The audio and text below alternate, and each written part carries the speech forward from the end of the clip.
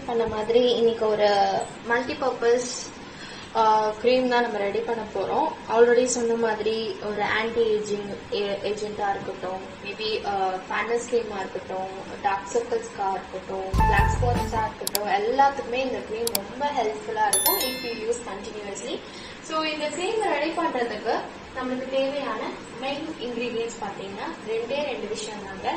என்னன்னு பார்த்தீங்கன்னா first it's rice. சாப்பாட்டு அரிசி சொல்லுவாங்க பார்த்தீங்களா, அந்த ரைஸ் நான் ஒரு 2 ஸ்பூன்ஸ் எடுத்து வச்சிருக்கேன். அண்ட் செகண்ட் பார்த்தீங்கன்னா பொட்டேட்டோ. இது ரெண்டு தான் நம்ம இந்த க்ரீமுக்கு தேவையான மெயின் இன்கிரீடியன்ஸ்.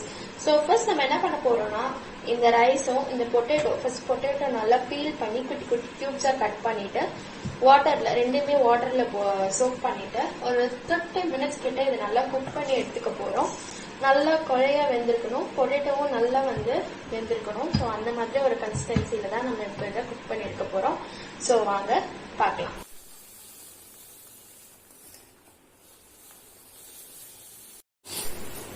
ஸோ இந்த மாதிரி நல்லா குக் பண்ணி எடுத்துக்கோம்.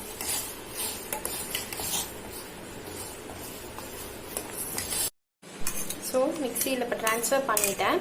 இதை நான் இப்போ உங்களுக்கு கிரைண்ட் பண்ணி காமிக்கிறேன். நான் ஹோல் இதை ட்ரான்ஸ்ஃபர் பண்ணல, எனக்கு தேவையான அளவுக்கு நான் ட்ரான்ஸ்ஃபர் பண்ணிருக்கேன்.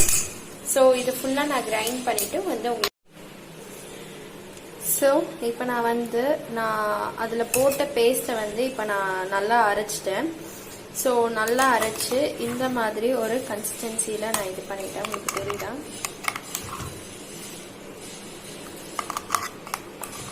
ஸோ லைக் அந்த சாதம் எதுவுமே பருக்கையாக இருக்கக்கூடாது. நல்லா கிரைண்ட் பண்ணி இந்த மாதிரி ஃபைன் திக் பேஸ்ட் மாதிரி அரைச்சிடுங்க. ஸோ இப்போ தான் நம்ம மெயின் ப்ராசஸ் ஆரம்பிக்க போகிறோம். அதாவது எப்படி நம்ம க்ரீம் ப்ரிப்பேர் பண்ணுறதுன்னு ஆரம்பிக்க போகிறோம். ஸோ வாங்க ஸ்டெப் பை ஸ்டெப்பாக அது எப்படி பண்ணலாம், அதுக்கு தேவையான சைடு இன்க்ரீடியன்ட்ஸ் என்னென்னு பார்த்து நம்ம இப்போ ஸ்டார்ட் பண்ணலாம்.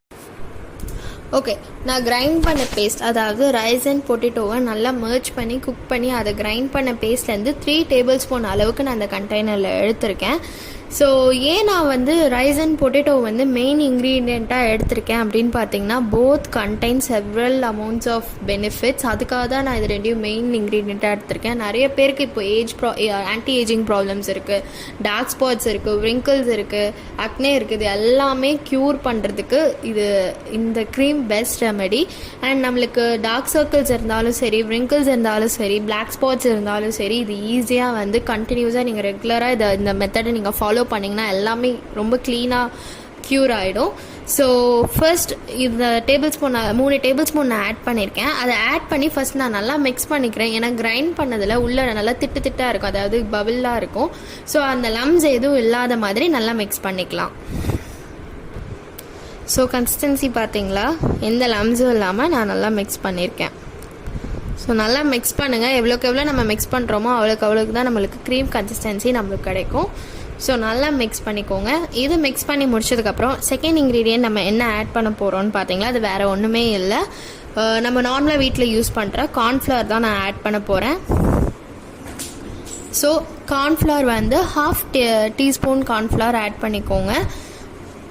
ரொம்ப ஆட் பண்ணிடாதீங்க. ரொம்ப நிறைய கார்ன்ஃப்ளவர் நம்ம எடுத்துருக்கிற குவான்டிட்டியோட நீங்கள் நிறைய கார்ன்ஃப்ளவர் ஆட் பண்ணிட்டீங்க அப்படின்னு பார்த்தீங்கன்னா கட்டி ஆகிடும், க்ரீம் கன்சிஸ்டன்சிக்கு நம்மளுக்கு வராது, நம்ம எக்ஸ்பெக்ட் பண்ண அந்த ரிசல்ட்ஸும் கிடைக்காது. ஸோ நான் 3 டேபிள் ஸ்பூன் எடுத்திருக்கேன். நீங்கள் எவ்வளோ டேபிள் ஸ்பூன் எடுத்துருக்கீங்களோ அதுக்கேற்ற மாதிரி கார்ன்ஃப்ளவர் நீங்கள் பார்த்து ஆட் பண்ணி நல்லா மிக்ஸ் பண்ணுங்கள். நம்மளோட அதாவது அந்த பேஸ்ட்டும் இந்த கார்ன்ஃப்ளவரும் நல்லா பைண்ட் ஆகி நல்லா ஒரு ஜெல் கன்சிஸ்டன்சியில் இருக்கணும், அதாவது அந்த க்ரீம் கன்சிஸ்டன்சியில் இருக்கணும். அந்த அளவுக்கு நல்லா மிக்ஸ் பண்ணிக்கோங்க. ஸோ இந்த மாதிரி நல்லா மிக்ஸ் பண்ணதுக்கப்புறம் நம்ம அடுத்த என்ன இன்க்ரீடியண்ட் இதில் ஆட் பண்ண போகிறோம்னு பார்த்தீங்கன்னா ரோஸ் வாட்டர். நான் குல்மாரி ரோஸ் வாட்டர் தான் நான் யூஸ் பண்ணியிருக்கேன். நீங்கள் வீட்டில் எந்த ரோஸ் வாட்டர் யூஸ் பண்ணுறீங்களோ அது நீங்கள் யூஸ் பண்ணிக்கலாம். நான் எவ்வளோ கார்ன்ஃப்ளவர் ஆட் பண்ணணும் அதுக்கு ஈக்குவலாக தான் நான் ரோஸ் வாட்டரை ஆட் பண்ண போகிறேன். ஒரு 1/2 டீஸ்பூன் அளவுக்கு தான் நான் ரோஸ் வாட்டர் இதில் ஆட் பண்ணியிருக்கேன். ஸோ ஆட் பண்ணிவிட்டு எல்லாத்தையும் நல்லா மிக்ஸ் பண்ணுங்கள். ஸோ இந்த க்ரீம்க்கான ஃப்ரேக்ரன்ஸே நம்ம ஆட் பண்ணுற அந்த ரோஸ் வாட்டர் தான். ஸோ உங்களுக்கு இந்த ரோஸ் வாட்டரோட ஃப்ராக்ரன்ஸ் தான் இதில் டாமினேட் ஆகும். ஸோ நல்லா இந்த கன்சிஸ்டன்சி வர வரைக்கும் நல்லா மிக்ஸ் நெக்ஸ்ட் இது நல்ல இந்த இந்த கன்சிஸ்டன்சிக்கு வந்ததுக்கப்புறம் நம்ம என்ன ஆட் பண்ண போகிறோம்னு பார்த்தீங்கன்னா மில்க். நான் காய்ச்சின பால் எடுத்திருக்கேன். ரா மில்க் ஊற்றாதீங்க, நல்லா காய்ச்சி ஆற வச்ச பால் வந்து ஊற்றுங்க. எவ்வளோக்கு எவ்வளோ நம்ம காய்ச்சி ஆற வச்ச பால் ஊற்றுறோமோ அவ்வளோக்கு அவ்வளோ வந்து நம்மளுக்கு எஃபெக்ட் ஜாஸ்தியாக கிடைக்கும். அண்ட் இதில் முக்கியமான குவான்டிட்டி விஷயம் என்னன்னு பார்த்தீங்கன்னா ரோஸ் வாட்டர் எவ்வளோ ஊற்றிருக்கீங்களோ அதுக்கு ஈக்குவல் அமௌண்ட்டில் தான் மில்க்கும் நீங்கள் ஊற்றணும்.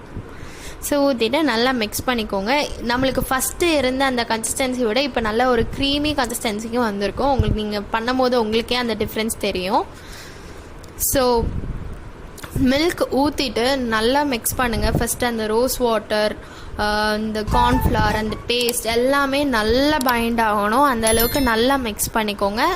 லம்ஸ் எதுவுமே இருக்கக்கூடாது. ஸோ லம்ஸ் எதுவும் இல்லாமல் நல்லா மிக்ஸ் பண்ணிக்கோங்க. ஸோ மில்க் ஊற்றுனதுக்கப்புறம் உங்களுக்கு அந்த கன்சிஸ்டன்சி இப்படி தான் இருக்கும். நல்லா ஒரு க்ரீம் கன்சிஸ்டன்சிக்கு வந்துடும்.